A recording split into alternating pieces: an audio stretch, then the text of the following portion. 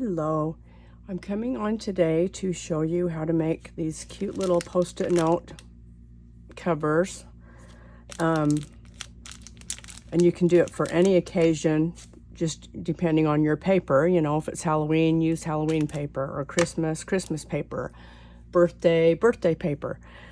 So they're just super easy and so fun. I'm making these for my craft fair that starts this week, and I'm selling them for $3, and I'm going to show you how to make them. Okay, we'll come back to these in a minute. So what you'll need is a piece of paper 3 inches wide by 4 inches long, and then the post-it notes. Don't get the post-it notes at Dollar Tree, because they're about half this thickness and they just don't look as cute because they're so thin.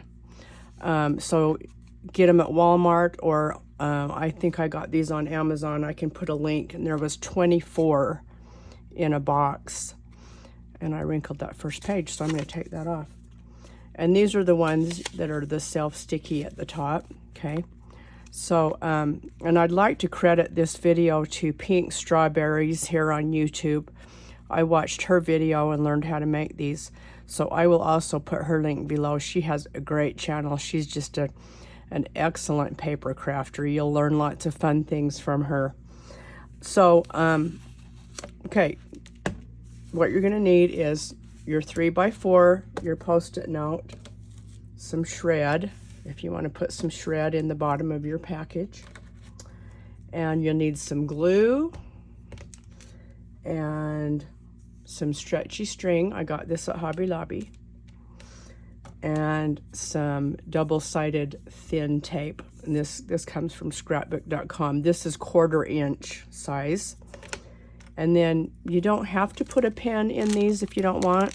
Pinkstrawberryz, hers did not have a pen, but I get these at Dollar Tree this time of year, 12 for $1.50. So, and they just make such a cute addition. So if you want to put a pen, great. If not, that's okay as well, especially if it's during the time of year where the pens are not available. But they will have these for Christmas too, I think. So I'll be making more of these with a Christmas theme as December gets closer. So your pen, and then whatever your decoration will be, and this is where I'll talk about this. So this is chipboard off of a whole sheet that you can buy them at you can buy them from scrapbook.com. Let me just show you what one looks like. Like this one's from Simple Stories, and this is from their Sun-Kissed collection. So this is an example of what it looks like. They're called chipboard stickers, and you can peel the back off and they will actually stick. So I'm just showing you what those look like. I don't remember what collection this one is from, but so you have some choices. If you use chipboard, just poke a little hole in the top. You can even put an eyelet if you want. Another option is, this is what Pinkstrawberryz did. Punch out a 1-inch circle and then cover it with a 1-inch clear sticky, I don't know what you call it. It comes with the bottle caps. You have to order them separate, but they're sticky and they're clear. Epoxy, maybe? Epoxy stickers. And then you just put the epoxy sticker on top of your little punch out. And then I put an eyelet in, and then just tie it around and in a bow, and then put some shred in the bottom of your sack. Throw your pen in and pull the sticky off the back and seal it shut, and there you go. So super fun and easy to make. Another option is you can buy some clip art off Etsy, or if you have some in your computer, and then just make it the size you want. I shrunk mine down a little bit, and then I laminated it and cut it out, and so there's your 3 ways of having charms. Or you could even take a regular charm and put on there. Okay, so here's some ghost charms. I could put a jump ring on here and just put it right around my bow. Wouldn't that be cute as well? So there's a lot of things that you can do to kind of dress it up, okay? All right, so let's make one. The first thing you want to do is take your notepad holder. Make sure that the front is at this end so that when you lift it up, it's facing the right direction. Take a piece of your double-sided tape and just put along the top. And it doesn't have to go all the way to the end. Just, you know, just kind of guess. Tear that off. Push it down really well, okay? Then, now if you want to get real technical, you can bend these and figure out where your score lines are and score it.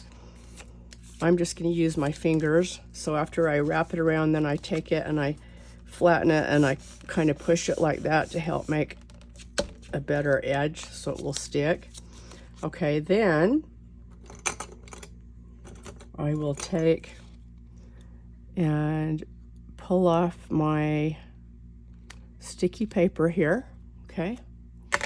And then push that down. Again, I just, oops, that's crooked. Make sure you line it up. Okay, and then push it down so that it will stick. Just kind of rub it back and forth like that, okay? And then here's where your glue comes in. You're gonna take your glue. I use Nuvo. I love this Nuvo glue, and it comes from scrapbook.com. And then just glue that, just put some glue on there, okay? And then push it down. One thing about this glue is you don't have to hold it very long because it sticks pretty fast. I guess you could use hot glue, but sometimes hot glue causes waves because it's thicker. So I just use the Nuvo for these. See, already it's stuck. Okay, then take your elastic string, wrap it around there. And I just kind of eyeball this when I cut it, but let me just tell you, this is 18 inches long.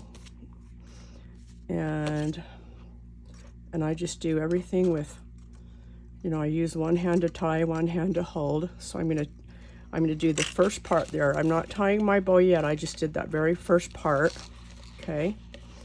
And then hold this down with your, I use my left hand pinky just to hold it tight.